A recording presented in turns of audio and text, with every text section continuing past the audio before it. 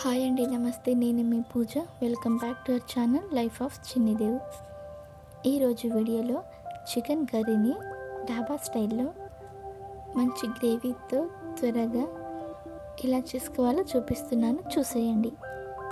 దీనికోసం 1/2 kg chicken తీసుకొని శుభ్రంగా కడిగి అందులో 2 స్పూన్స్ కారం, 1/2 టీ స్పూన్ పసుపు, 1/2 టీ స్పూన్ ఉప్పు, 2 స్పూన్స్ పెరుగు వేసి చేత్తో ఇలా కలుపుకొని పక్కన పెట్టుకోవాలి.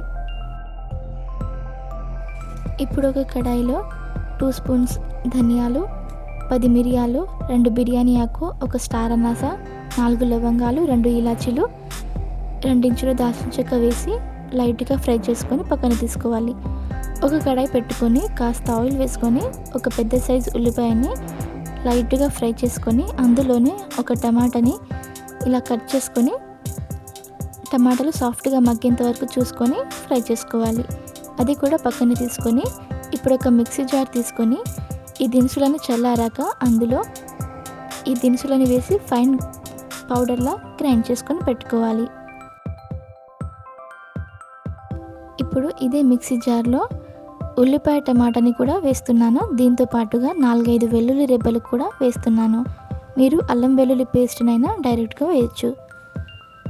ఇలా దీన్ని ఫైన్ పేస్ట్ లాగా గ్రైండ్ చేసుకొని తీసుకోవాలి. ఇప్పుడు అదే కడాయిలో ఇంకాస్త ఆయిల్ అయినా వేసుకోవచ్చు.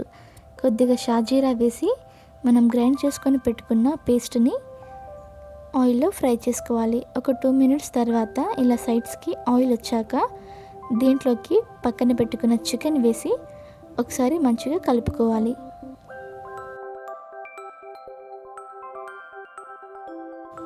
దీంట్లోకి మనం వాటర్ని యాడ్ చేయకూడదు. మూత పెట్టి ఒక 2 నిమిషాలు ఉడకనివ్వాలి. స్లోగా దీంట్లో వాటర్ రిలీజ్ అవుతుంది. ఈ స్టేజ్లో మనం గ్రైండ్ చేసుకొని పక్కన పెట్టుకున్న మసాలా పొడిని కూడా వేసి మరోసారి కలిపి మూత పెట్టి మరో 2-3 నిమిషాలు ఉడకనివ్వాలి.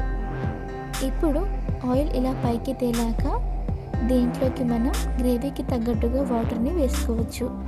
ఒక పెద్ద గ్లాస్ వాటర్, దాదాపుగా 200 to 300 ml వాటర్ని వేసుకోవచ్చు.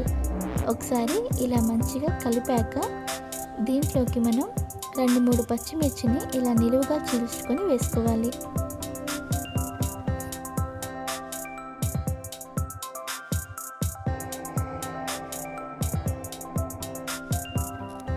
ఒకసారి టేస్ట్ చూసుకొని ఈ స్టేజ్లో మీరు సాల్ట్ సరిపోకపోతే కొద్దిగా ఉప్పు వేసుకొని ఒకసారి కలుపుకోండి.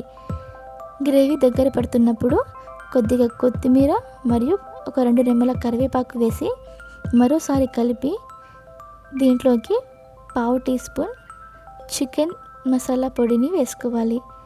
ఇలా ఒకసారి కలిపాక మూత పెట్టి మరో 5 నిమిషాలు ఉడకనివ్వండి. మీరు గ్రేవీని తగ్గట్టుగా ఇక్కడ చూసుకొని చేసుకోవచ్చు. థిక్ గ్రేవీ కావాలంటే ఇంకాస్త సేపు ఫ్రై చేసుకోవాలి. లేదు పల్చగా కావాలంటే ఈ స్టేజ్లో స్టవ్ ఆపేసేయండి.